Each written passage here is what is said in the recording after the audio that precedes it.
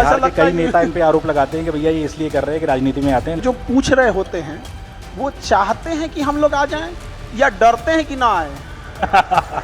अगला सीएम किसको देखते हैं, नीतीश, तेजस्वी या प्रशांत किशोर? देखिए ये पॉलिटिकल क्वेश्चन आप हम लोग से काहे पूछते हैं? क्योंकि ये अच्छा कल को कहें कि भैया खान सर जुड़ जाओ हमारे साथ। आप लोग हमको ना पता नहीं, हमको कभी कभी लगता है कि हम पढ़ा रहे हैं तो आप लोग हमको ये नहीं कहते हैं कि पढ़ाइए, बार बार हमको उधरे क्यों खींच के लेके जाते हैं? बॉलीवुड में भले कई खान्स के दबदबे की बात होती रही है, लेकिन कोचिंग में एक खान ऐसे भी हैं जिनका कोचिंग में दबदबा है।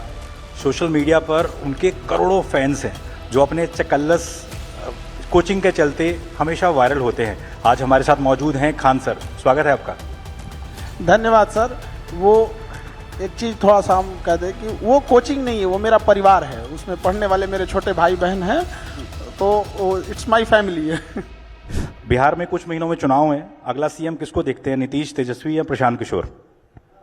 देखिए ये पॉलिटिकल क्वेश्चन आप हम लोग से काहे पूछते हैं? ये अब मेरे देखने से, अपने से सोच के देखिए, मेरा देखने से कोई सीएम नहीं बन सकता, मेरा एक इंडिविजुअल सिंगल वोट है। इसको बदल देते हैं, सबसे पॉपुलर कौन आपको लगता है इन सब में? सबसे पॉपुलर या आपका फेवरेट नेता कौन है?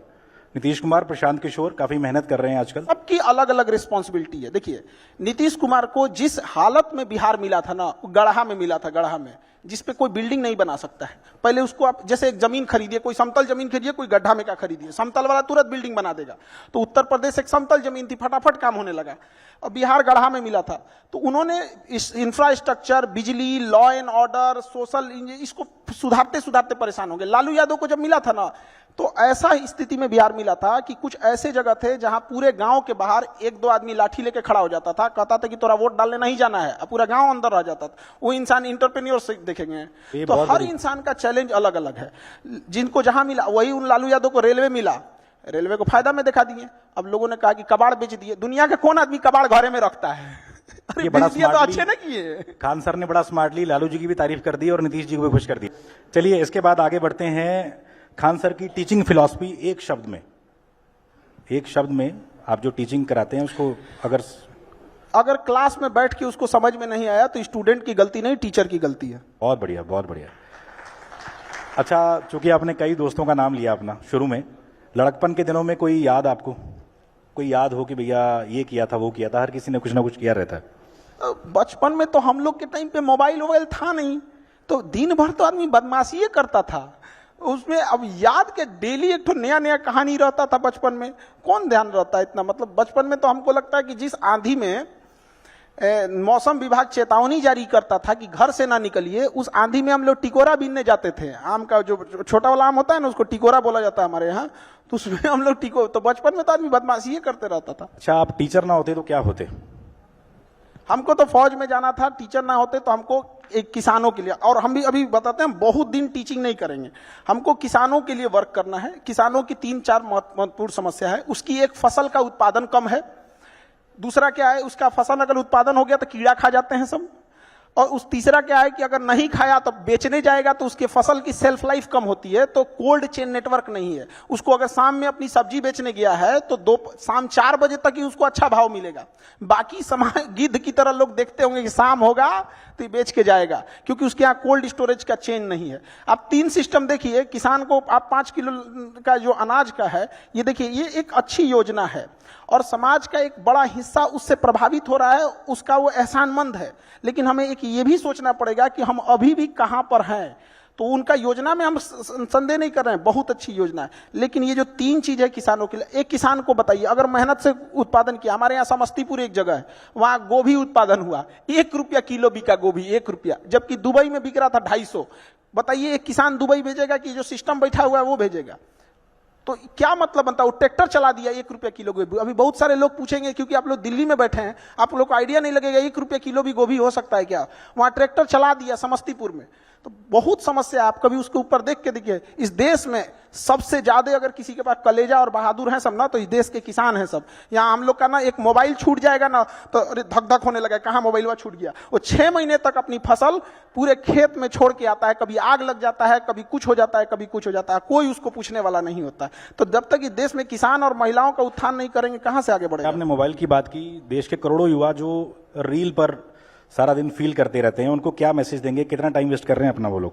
रील देखने से अच्छा है अपनी काम की चीजें देखिए। अगर आपको 2 घंटा मोबाइल चलाना है तो 2 घंटा की जगह 3 घंटा चलाओ, लेकिन आप स्पेसिफिक देखो। अगर आपको कोई मूवी देखनी है तो मूवी देखो।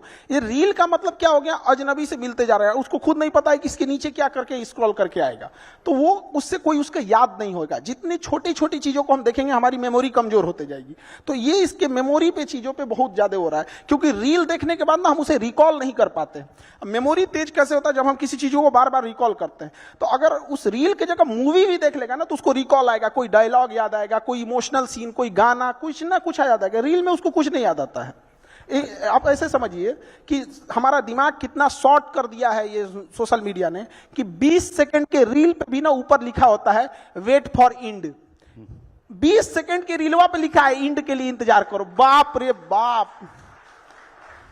अच्छा, काफ़ी लोगों का सवाल था कि हज़ारों स्टूडेंट्स आपसे करंट अफेयर पढ़ते हैं, खान सर अपडेट होने के लिए क्या क्या पढ़ते हैं?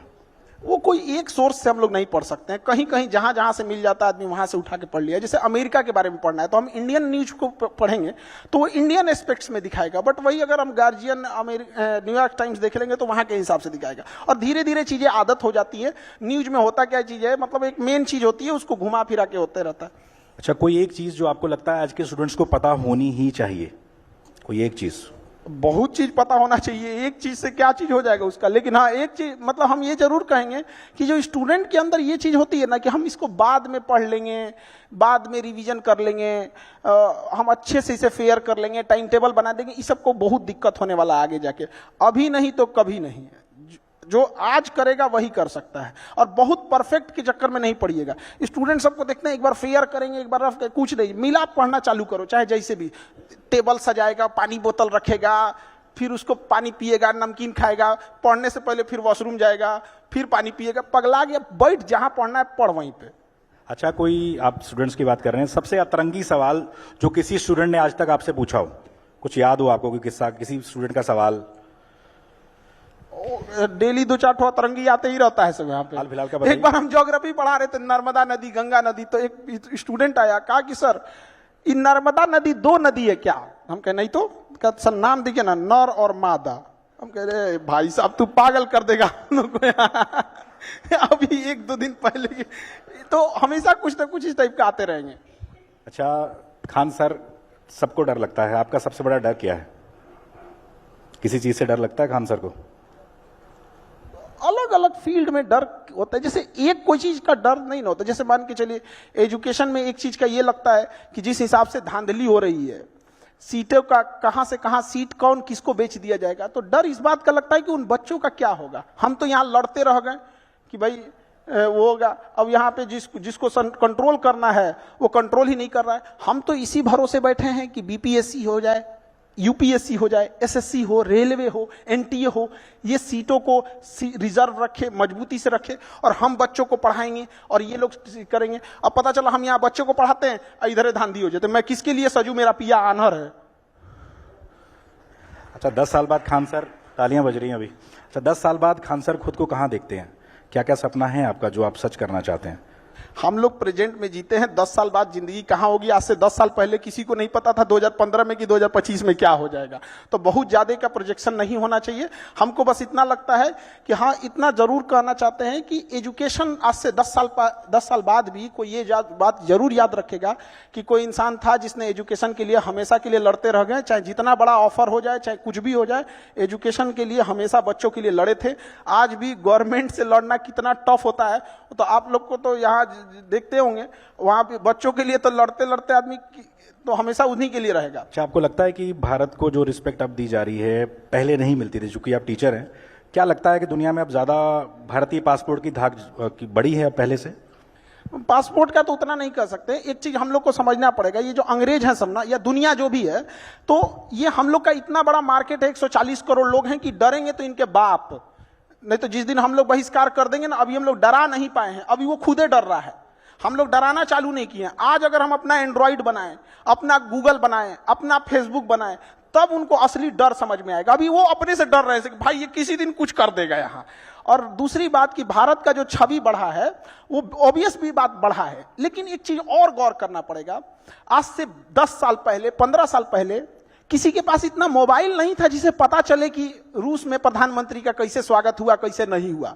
तो अभी जागरूकता बढ़ गई है। आज मोदी जी लैंड करते हैं तो दिख जाता है मोदी जी लैंड किए, उनको बस सैल्यूट दिया जाता है, दिख जाता है। लेकिन जब वही गुजराल साहब थे, अटल बिहारी वाजपेयी साहब थे, तो रिस्पेक्ट उनकी भी थी। वह व्यक्ति था जिसने अमेरिका के प्रधानमंत्री का फोन उठाने से पहले G20 भारत में अभी हो रहा है, G20 तब नहीं हुआ था। हाँ, G20 बहुत अच्छे से हम लोगों ने हैंडल किया। तो ऑब्वियस बात है कि हम लोग का ना फॉरेन पॉलिसी में बढ़ा है, बट थोड़ा सा गड़बड़ कहाँ हुआ है, आस पड़ोस में।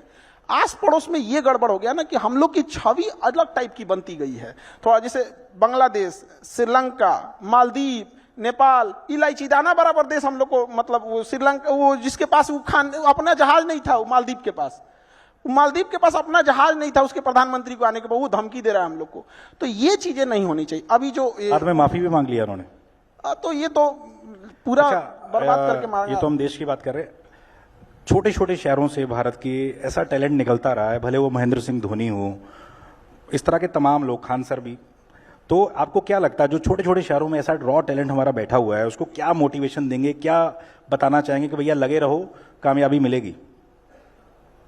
हर शहर में ऐसे लोग हैं। अब थोड़ा सा क्या होता है ना कि इंडिया में जो इंसान सक्सेस हो जाता है, लोगों को लगता है ये बहुत अलग किया होगा। एक आध नंबर से या थोड़े मोड़े चीजों से अगर चूक जाता है तो लोग इंडिया में ना उसको थोड़ा भी रिस्पेक्ट नहीं देते हैं। ये बहुत खराब लगता है। कोई कामयाब है तो इसका मतलब ये नहीं कि जो आपसे पीछे है वो आपके लायक नहीं है या आपसे कम जानता है। कभी कभी होता है कि मतलब उसके पीछे वाला बेटर उनसे ज्यादा बेटर जान रहा होता है। एक समय आएगा जब उसको भी लोग जानेंगे।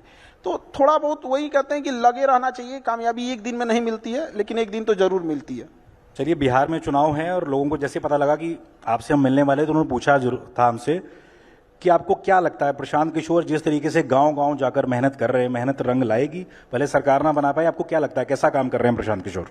लोगों को जागरूक करना ये बहुत अच्छी चीज है। और एक व्यक्ति ने इतना हिम्मत दिखाया जो गांव-गांव जाके पैदल चल रहा है। हम तो कहते हैं जागरूक ना करके कोई पैदलों चल के देखे कितना टफ होता है, गर्मी, बरसात, ठंडा। और क्या सिखा रहे हैं वो, लोगों को क्या कह रहे हैं, शिक्षा पे ध्यान दो, स्किल्ड पे ध्यान दो, यही सब चीज। ऐसा थोड़ी कर रहे हैं कि मतलब कोई गलत चीज सिखा रहे हैं। तो लोगों को जागरूक कर रहे हैं, बहुत अच्छा काम कर रहे हैं। उनको नतीजों में भी देखने को मिलेगा, उनको जरूर। अच्छा, कल को कहें कि भैया खान सर जुड़ जाओ हमारे साथ, आप लोग हमको ना, पता नहीं, हमको कभी कभी लगता है कि हम पढ़ा रहे हैं तो आप लोग हमको ये नहीं कहते हैं कि पढ़ाइए, बार बार हमको उधरे क्यों खींच के लेके जाते कि आप कह रहे हो बहुत अच्छा काम कर रहे हैं। चलिए, इन्होंने तो मतलब हम क्या कहते, खराब काम कर रहे हैं। इन्होंने नीतीश जी की तारीफ कर दी, लालू की तारीफ कर दी, प्रशांत किशोर की तारीफ कर दी। बिहार में चुनाव है, आगे आपसे हम दोबारा जुड़ेंगे। आज हमसे खान सर जुड़े, बहुत बहुत शुक्रिया आपका।